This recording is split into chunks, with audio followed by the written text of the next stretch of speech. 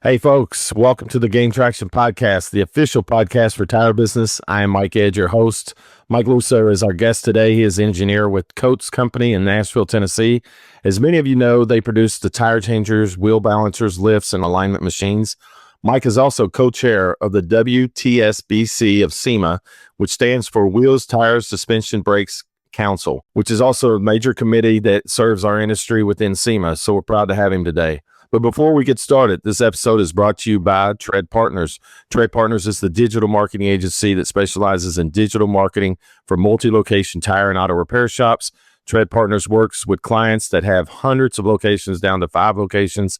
Get a professional review of your digital marketing structure from an agency that works exclusively in this industry. Let Tread Partners take a look at under your digital marketing hood today. To contact Tread Partners, visit treadpartners.com. My past guest shout out today is for Logan Leslie. He's also the founder of Main Street Auto. If you haven't listened to that podcast, you can find it at gaintractionpodcast.com. Welcome to the Gain Traction Podcast, the official podcast for tire business. I am Mike Edge, your host, and I have the privilege of interviewing the tire dealers, shop owners, counter sales reps, technicians, industry executives, and other thought leaders of our industry. So let's get started.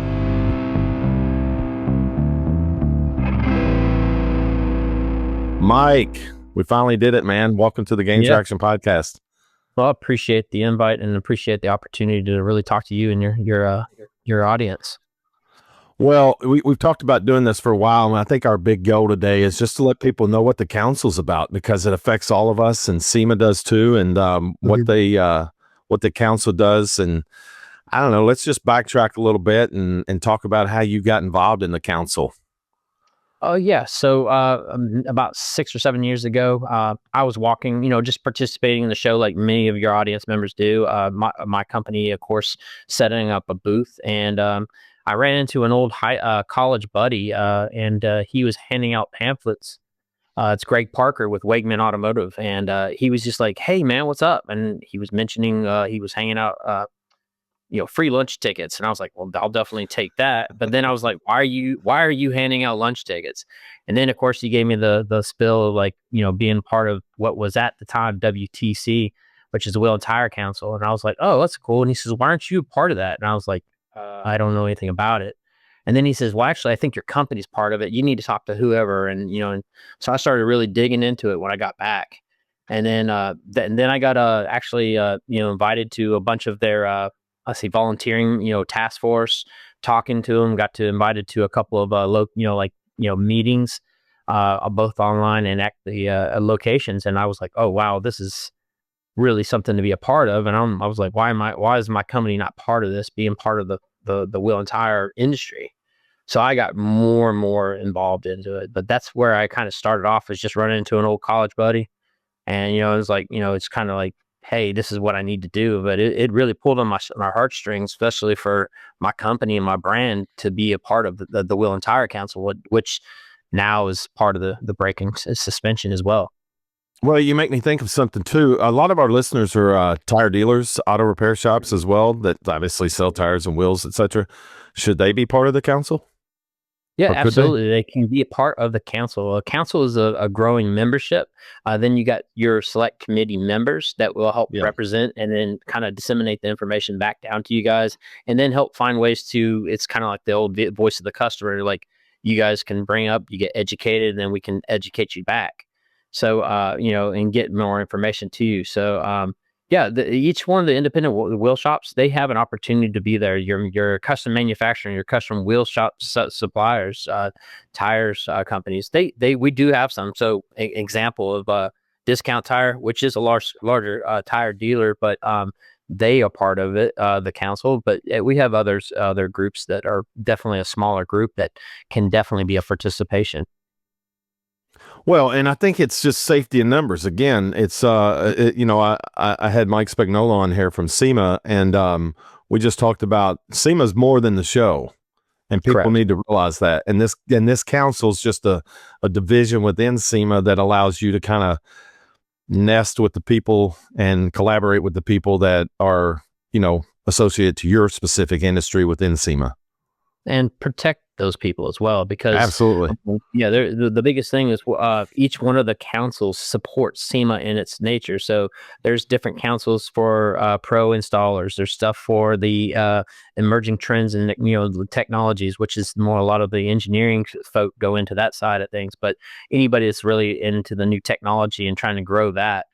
There's also, other the future leaders, and then there's the whole business for the women's business network too. So each one of those councils and networks, along with WTSBC, only supports the project, the strategic priorities of SEMA. So yes, it's more than a show. We're doing stuff. What we say is more than 365 days a year. So it's just not a show. So the councils are part of that leg and that arm. And some of the things that we do is we provide education content. We take information from, like, When you say education content, give me an idea. So there's we got, like, for one thing that we have is the wheel and tire install poster that we've had around for a few years there. So people can have the proper techniques, and not just for measurement, also the right type of bolt pattern, and the right size of the lug torque that needs to be applied. So each one of those things are just techniques that are best practices out there. And then we try to do that with, we're actually going to be doing stuff along that line with suspension and brakes and best fitment guides. So that way you're not just trying to always rely on what Joey from the automatic, somebody, told you. You actually got some information that's for the industry. That's awesome. That's awesome. So you've been in, and now you're the co-chair. How long have you been co-chair? No, I'm actually chair. Chair. Yeah. So I've been chair for 2 years, and then I was actually co-chair for 2 years. So now this July, I move into what we call IPC, or immediate past chair. So I'll spend 2 more years for that. So it'll be a total of 6 years in the leadership position. But I've been a part of WTC and WTSBC for the last 7, I think it would be total. And then next 2 years put in for almost 8 years. So yeah. That's awesome. And tell the audience real quick, who is our next chair? Our next chair is going to be Brett Kinsfather. He's with Shop Monkey. And then you got Dan Geyer from Keystone Automotive that will be taking over as co-chair. That's awesome. Where do you see the organization going in the next, let's just talk first year goals. What's the 1 year goal, maybe, and then 3 year goal, 5 year goal of the council itself? Okay, so just last year we actually rebranded to the brake and suspension. So that's the first and foremost that we took, and we've already tried to bump our membership. That's one thing we're trying to, is just kind of diversify ourselves within the brake and suspension group. A lot of those companies have been a part of what we call another network, TORA, which is the Truck and Off-Road Alliance. But we're trying to bring them into some of the, not competing with that group, but necessarily working within that group, because other people from each one of those companies can come over and then support each one of the councils. So we're the biggest and the foremost is like you said, growing numbers, membership, and having the right volunteers to do this, because this is a volunteering position. You're not getting paid for this, but you get to participate in the industry and help do 2 things: the industry as a whole, and then if you're bringing out there, you're going to have your brand is going to be in the forefront. So you're going to be a speaker, you're going to be a leader, you're going to show some initiative there, and so that only helps brand your company as well. So you get it double ways. No, that's great. And just for our audience's sake, for full disclosure, our podcast gained traction as part of the council as well. And when we joined for the reasons that Mike just listed there, I mean, it's just important to be involved. And if you're going to make the industry a better place, you just got to know what's going on. And it helps a lot being involved in this council. It also, it's a great networking opportunity. I mean, you just get to know people. Right. And yeah, so there's definitely opportunities. So there's going to be, I've met some of the leaders just at the gala and just by speaking. And just recently, I was at the first ever ADAS Symposium at Detroit Garage just a couple weeks ago. And there was about 65 leaders in the industry that were leading in various ways of manufacturing, sensors, technologies, Both SEMA and MEMA were there. So that right there, it was some of the just being able to rub elbows with some of those leaders, and then some of the things that are going to be coming out to help the both aftermarket and into some ways the OE world, and safety, and from the ADAS is going to be something that's going to be great. So just being a part of that and then talking to those people and networking is great. Yes. No, it's fantastic. So, real quick, if somebody is thinking about it right now and they're sitting in front of their computer, just like we are, what if they wanted to find out more about it? Where do they go, and then how could they sign up for being a member potentially? Well, yeah. So you can contact me, or you can contact some of our liaisons, Nicole Brattle. But there's some links that's what do you call it? Um, on the SEMA website. Yep. You can also, I'm sure you'll probably share those links as well, probably somehow. Well, you just reminded me. I forgot. We've got a link on the gaintractionpodcast.com website. So you can go to the gaintractionpodcast.com website. It'll link directly to the council inside SEMA here, what we're talking about. And you can find out more information. Also, contact anybody there that if you want to, Q&A with somebody. Yes. That's all. Yeah. So if you do that, and then we'll definitely reach out to you, somebody from our membership. If not, it might even be me. Then I can give you a rundown. And then everybody's always asking like, well, why should I? And I 100%. We've already named it. The first and foremost, the networking opportunities. You're going to learn and you're going to gain insider information for the education and the content and the expertise that you're going to gain. And then there's, like I said, I just mentioned Detroit Garage. That is a resource within SEMA, but being part of that council and that committee, you get free access to go there for fitments. There's other data that you can get, you can download. So from SEMA data, I mean, there's so many things that you get from just being a member that pays for itself, which is not more than about $100 per year. So, I mean, in reality, that just pays some of the paperwork and budget that we do just for meeting. But the return on investment is tenfold, or if not more than that.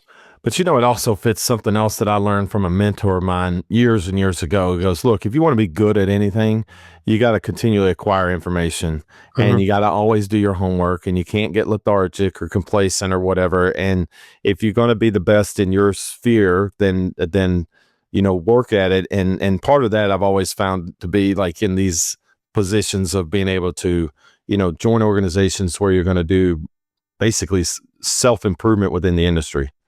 And this allows that. Yes. And this is just one avenue to achieve that, because we meet monthly. And then each one of the task force meets once a month after that, and then you're doing a little bit of extra work, just like I said, volunteering. But each time is a touch point with it, and you're learning and growing within the industry each time. So yes, that's awesome.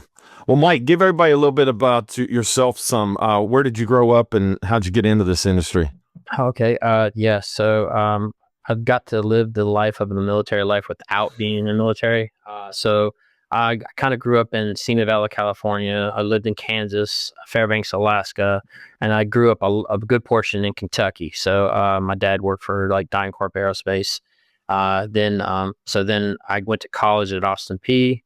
So I lived in Tennessee, and then I've always wanted to be in the automotive industry, and was able to come back from working down in some which was another company, a strong company, Viking Range. So I was in the appliance world. So I got to finally get my hands into the automotive world that way, coming back and working for Coates. But I mean, I've always been around vehicles and building, modifying vehicles with my father back, growing up. Some of the things he was building, putting his hands onto, I've got to rebuild a 454 engine. I got to do stroke out a 350. So, I mean, I've been around vehicles and motors and just all my whole life. So it's just being another kind of touch point from our side without necessarily being an OE manufacturer. It's definitely a blessing. That's awesome. Well, on just like a little personal level, what's your favorite food? What do you like to eat? Oh, really, spaghetti, like it's the easy one for me. Anything Italian I can definitely dive into without hesitation, but definitely. You like, have you ever been to St. Louis and had the toasted ravioli? Are you Oh familiar? yes, yeah, that's good food right there. Yeah. Yeah, you can't beat that.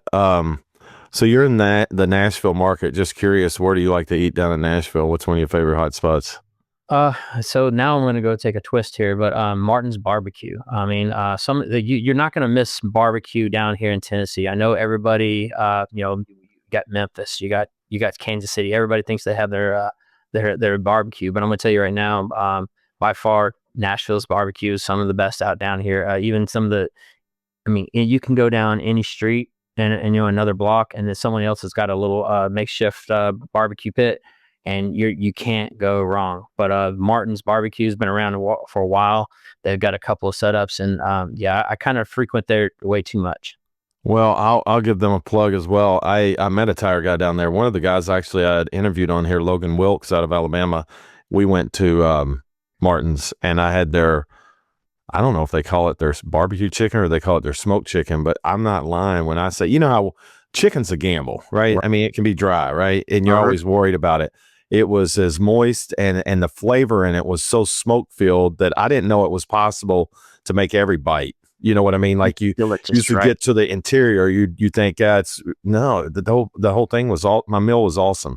But Yeah. I'm glad you brought that up. Next time, yeah, that's where we need to go. If I come down to Nashville and see you Definitely sometime. take you down there. Oh yeah, and then of course the ambiance, the music everywhere everybody has some band playing. So there's loud music in just about every one of the restaurants downtown. So you can't go wrong. That's fantastic. Well, hey, folks, again, if you want more information on this, go to the link. That's the WTSBC link on the GainTractionPodcast.com website if you want to find out more information. And I think Mike's information will be in that link as well, if not Nicole's is. And Mike, I can't say enough, but I really appreciate you being on the podcast. Oh yeah, and I look forward to just anybody that's looking for more information and being part of this council would be great. Awesome. Well, to all our listeners out there, thank you for being part of our podcast. You know, we love you. See you next time here at Gain Traction. To all our listeners, thank you for being part of the Gain Traction podcast. We are grateful for you. If you'd like to find more podcasts like this, please visit GainTractionPodcast.com. If you'd like to make a guest recommendation, please email me at mike@treadpartners.com. This episode has been powered by Tread Partners, the leader in digital marketing for multi-location tire and auto repair shops. To learn more about Tread Partners, visit treadpartners.com.